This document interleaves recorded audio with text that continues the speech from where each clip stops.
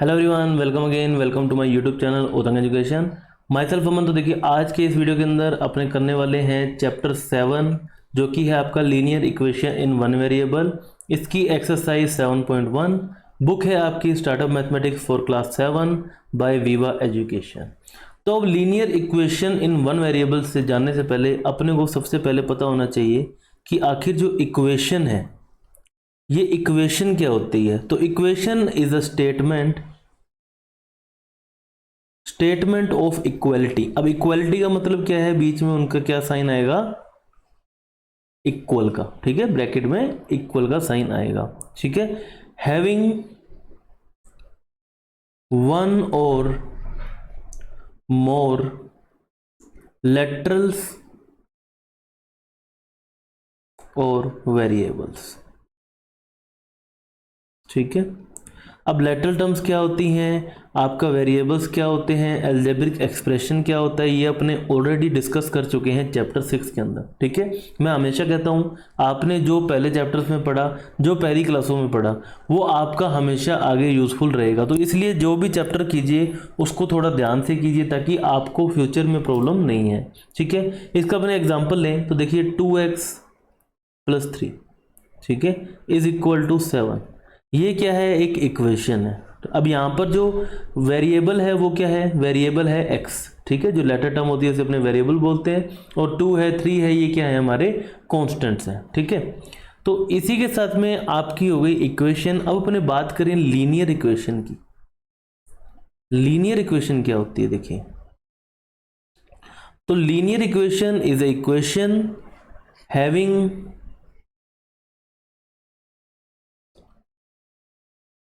Variable of degree 1। अब 1 degree का मतलब क्या होता है, ठीक है। 1 डिग्री का मतलब होता है, जैसे कि ये इक्वेशन पड़ी है 2x + 3 इज इक्वल टू 7। ये क्या है, आपकी 1 डिग्री। मतलब यहाँ पर जो आपका वेरिएबल है उसकी पावर कितनी है, 1 है, ठीक है, मैक्सिमम पावर 1 है। वहीं अगर हम बात करें x² + 2 इज इक्वल टू 3, इस कंडीशन के अंदर आपके पास जो डिग्री ऑफ द एक्सप्रेशन है वो क्या है, 2 है। तो it's not a linear equation. अब इसी का अपने एक और एग्जांपल लें कि यहाँ पर कि देखिए 3x + 4y is equal to 10। अब यहाँ पर देखिए वेरिएबल दो हैं, वेरिएबल दो हैं। इस चीज को नहीं देखना कि हमारे पास ये एक अगर x है तो x ही होगा तो लीनियर इक्वेशन हो जाएगी, नहीं। वेरिएबल कुड बी 2 और 3, but the degree should be 1। मतलब डिग्री हमेशा 1 होनी चाहिए, तभी वो आपकी क्या होगी, लीनियर इक्वेशन होगी। उसके बाद अपने बात करें सॉल्यूशंस की। Solution of a linear equation. तब सॉल्यूशन क्या होता है, the value of variable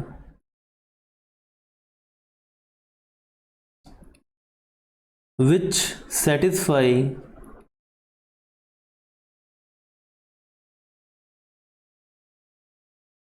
the equation. अब ऐसी वैल्यू जो कि इक्वेशन को सेटिस्फाई कर दे। अब जैसा कि 2x + 3 इज इक्वल टू 7 है, ठीक है। अब यहाँ पर तो आपका ऑलरेडी जो राइट हैंड साइड है वो एक कांस्टेंट टर्म है, ये तो चेंज नहीं हो सकती। लेकिन इस वेरिएबल की मैं ऐसी क्या वैल्यू रखूँ, देखिए मैंने फॉर एग्जांपल मैंने यहाँ पर रखा 2, ठीक है। तो 2 × 2 + 3, 2 × 2 होता है 4, 4 + 3 is equal to 7। So here solution of the equation is 2, ठीक है। 2 रखने पर आपके पास जो है राइट हैंड साइड की वैल्यू आ गई। तो ये क्या है, सॉल्यूशन ऑफ द इक्वेशन, या फिर इसे बोलते हैं the root of the linear equation, ठीक है। इन चीज का आपको ध्यान रखना है। तो यही जो बेसिक है वो आपका एक्सरसाइज 7.1 के अंदर काम आने वाला है। तो चलिए अब अपने स्टार्ट करते हैं क्वेश्चन नंबर 1। तो क्वेश्चन नंबर 1 के अंदर आपको कुछ इक्वेशन दे रखी हैं और आपको बताना है ये जो इक्वेशन है वो क्या कर रही है, सेटिस्फाई कर रही है या फिर नहीं कर रही है। तो फर्स्ट क्वेश्चन देखिए, इसमें क्या है, x - 5 इज इक्वल टू 0। तो यहाँ पर क्या कहना चाह रहा है, अगर x की वैल्यू अपने पुट करते हैं 0, तो आपका राइट हैंड साइड में क्या आना चाहिए, 0 आना चाहिए। तो अपने लेते हैं लेफ्ट हैंड साइड। तो x की वैल्यू पुट की 0 - 5 इज इक्वल टू -5, तो ये सेटिस्फाई कर रही है? नो। अगर यहाँ पर आंसर आपका 0 आ जाता तो ये सेटिस्फाई करती। ठीक है, बात करें सेकंड की, x + 7 इज इक्वल टू 2। ठीक है, अब अपने वैल्यू रखते हैं x की -5, तो यहाँ पर अपने देते हैं लेफ्ट हैंड साइड, x की जगह लिखा -5 + 7 is equal to 2। So hence left hand side is equal to right hand side, so it's satisfying the value. So ये आपका हो गया यस। बात करें थर्ड पार्ट की, तो देखिए क्या है, 3x - 24 इज इक्वल टू 0। ठीक है, तो यहाँ पर आपको x की वैल्यू पुट करनी है 6, तो पुट करते हैं। देखिए 3 × 6 - 24 इज इक्वल टू 3 × 6 होता है 18, 18 - 24 ये हो जाएगा आपके पास अगेन 6, तो आपके पास माइनस का 6 आएगा क्योंकि ये भी माइनस का है। तो आपके पास जो है राइट हैंड साइड गिवन है आपको 0 और लेफ्ट हैंड साइड आपके पास आ गया -6, तो ये आपका क्या हो जाएगा? नो। ठीक है, left hand side is not equal to right hand side. और आपको ध्यान है कि मैंने आपको इक्वेशन बताया था, इक्वेशन के अंदर ये क्या करती हैं, इक्वलिटी में होती हैं, मतलब राइट हैंड साइड और लेफ्ट हैंड साइड क्या होते हैं, इक्वलिटी में होते हैं। नेक्स्ट देखिए fourth, 16x + 16, 16x + 16 is equal to 0। तो 16x का मतलब x की वैल्यू आपको गिवन है कितनी? -1। Put x is equal to -1, तो यहाँ पर देखिए 16 × -1 + 16 इज इक्वल टू 0, तो ये हो गया -16 + 16 इज इक्वल टू 0। तो यहाँ से आपके पास left hand side is equal to right hand side, hence it's the value satisfy the equation, और यहाँ पर आपके पास क्या आ जाएगा? यस आ जाएगा। क्वेश्चन नंबर 2 देखते हैं, देखिए क्या बोलना चाह रहा है, check whether the value gives in the brackets is the solution of the corresponding equation और नॉट। आपको बताना है कि ये सोल्यूशन है या नहीं है। तो अब अपने बात करते हैं यहाँ पर लेफ्ट हैंड साइड की। लेफ्ट हैंड साइड है आपके पास x + 13, वैल्यू पुट करते हैं। देखिए putting x is equal to -7, तो यहाँ पर पुट किया तो -7 + 13, तो माइनस का 7 प्लस का 13 आपका आंसर आ जाएगा 6। So left hand side is equal to right hand side, तो यहाँ पर आपका आंसर क्या आ जाएगा? यस। नेक्स्ट बी की बात करें तो देखिए अगेन यहाँ पर हम लेंगे left hand side, left hand side is equal to 8x - 4, now put x is equal to 4, तो 8 × 4 - 4, तो अकॉर्डिंग टू बोर्ड मास को हमेशा ध्यान रखना है, पहले मल्टीप्लाई होगा उसके बाद ही जो है आपका सब्ट्रैक्शन एडिशन होता है। 8 × 3 होता है 32 - 4, माइनस करने पर आपके पास आ गया देखिए 28, hence left hand side is equal to right hand side, and again your answer for B is yes. C की बात करें, यहाँ पर आपको वैल्यू पुट करनी है p is equal to 5, taking left hand side is equal to 3p - 4, 3 × p है आपके पास 5 - 4, अकॉर्डिंग टू बोर्ड मास पहले मल्टीप्लाई करेंगे, 3 × 5 15 - 4 is equal to 11। Left hand side आपके पास क्या आ गया? 11, राइट हैंड साइड आपको गिवन है 14। ठीक है, so left hand side is not equal to right hand side, सो यहाँ पर आपका आंसर क्या आ गया? नो। नेक्स्ट देखिए students question number 3, right equation for the following statements. अब यहाँ पर आपको स्टेटमेंट्स के लिए क्या करनी है? इक्वेशन फॉर्म करनी है, तो इक्वेशन फॉर्म कर देते हैं। सम ऑफ 9 टाइम्स a, 9 टाइम्स का मतलब 9 × a।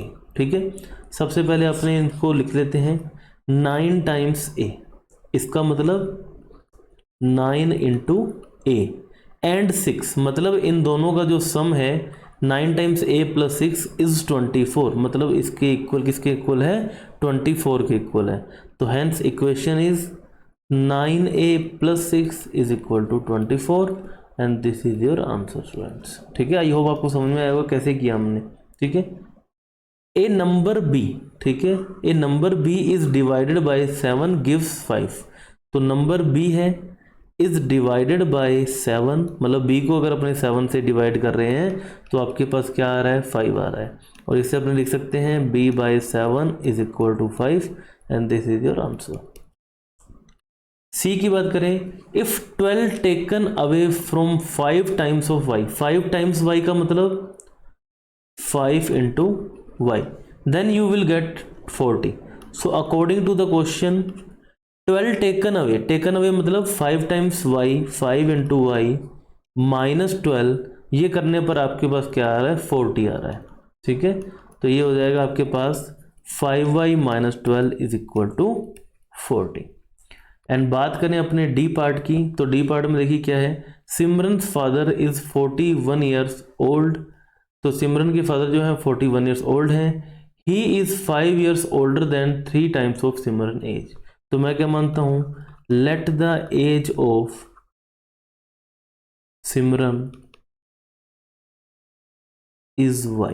मैंने क्या मान लिया, y मान लिया। तो अब यहां पे क्या बोल रहा है, he is 5 years older than 3 times of Simran age. 3 times Simran age का मतलब हो गया 3 इंटू वाई, और उससे 5 ईयर्स ओल्डर है मतलब +5। तो यहां पर देखिए according to the question 3y मतलब जो 3 टाइम्स ऑफ सिमरन एज उससे 5 टाइम्स ओल्डर मतलब 3y + 5 is equal to 41 and this is your answer students. Next अपने बात करते हैं, देखिए in an isosceles triangle the base angles are equal. ठीक है, आपको पता है आइसोस्केलस ट्रायंगल के अंदर जो बेस एंगल्स होते हैं वो क्या होते हैं, इक्वल होते हैं। क्यों, क्योंकि जो opposite sides of equal sides होती हैं उनके जो एंगल्स होते हैं वो क्या होते हैं, इक्वल होते हैं। Each of the base angle is double of the vertex angle. ठीक है, तो यहाँ पर अपने पहले ट्रायंगल बनाते हैं ताकि आपको पिक्चर और क्लियर हो। देखिए ये होते हैं दोनों बेस एंगल, तो इसको मैंने मान लिया x। ठीक है, तो अब यहां पर ये क्या कहना चाह रहा है, in an isosceles triangle the base angles are equal, मतलब ये दोनों x हैं। Each of the base angle is double of the vertex angle, जो वर्टेक्स एंगल है उसका क्या है, डबल है। तो देखिए अगर मैं बात करूं, इसको छोड़ देता हूं मैं, ये जो एंगल है वर्टेक्स एंगल, इसको मैं x मान लेता हूं, तो इसका डबल ये हो जाएगा, क्या हो जाएगा, 2x। ठीक है, तो मैं लिखता हूं let the vertex angle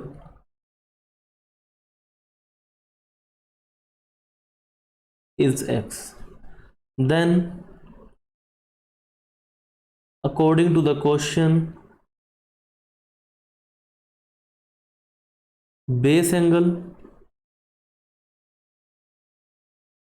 is equal to 2 into x, मतलब डबल है ना तो 2x हो जाएगा ये आपका। ठीक है, उसके बाद आपको क्या कहना चाह रहा है, आपको इक्वेशन फॉर्म करनी है, और आपको पता है by angle sum property of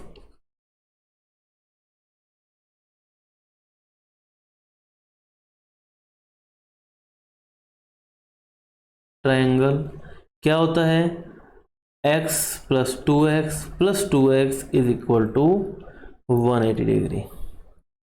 ठीक है, and this is your answer students. Next finally बात करें f पार्ट की, तो f में क्या कहना चाह रहा है, the sum of 2 consecutive odd numbers. Consecutive odd numbers का मतलब क्या होता है, यहां पर देखिए एक के बाद जो एक होते हैं। ठीक है, sum of 2 consecutive odd numbers is 44। तो ये क्या है आपके पास, 44 है। तो अब देखिए आप कंसेक्यूटिव ऑड नंबर की अगर अपने बात करें तो फर्स्ट ऑड नंबर होता है आपके पास 1। ठीक है, 1 के बाद नेक्स्ट होता है 3, 3 के बाद नेक्स्ट होता है आपके पास 5, देन 7, देन 9। अगर आप ऑब्जर्व करें तो यहाँ पर अपने ऐड क्या कर रहे हैं, 2। ठीक है, यहाँ पर अपने क्या किया है, 2, ये अपने ऐड किया 2, ये भी ऐड किया 2। तो कंसेक्यूटिव ऑड नंबर का मतलब एक के बाद एक, मतलब जैसे 1 और 3 क्या है, कंसेक्यूटिव है, 3 और 5 कंसेक्यूटिव है, 5 और 7 कंसेक्यूटिव है, 7 और 5 कंसेक्यूटिव है, लेकिन 3 और 7 कंसेक्यूटिव नहीं है। ठीक है, मतलब एक के बाद जो एक आ रहे हैं। तो for example let 1 number is y, एक नंबर को मैंने y मान लिया। ठीक है, तो then other number will B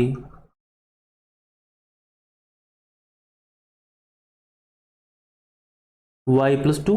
ठीक है, अगर एक जो है आपके पास y है तो अदर नंबर आपके पास क्या हो जाएगा, y+2 हो जाएगा। तो इनको according to the question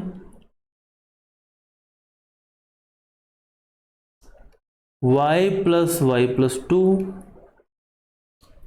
is equal to 44। ठीक है, and this is your answer students. Next अपने बात करते हैं स्टूडेंट्स क्वेश्चन नंबर 4 की।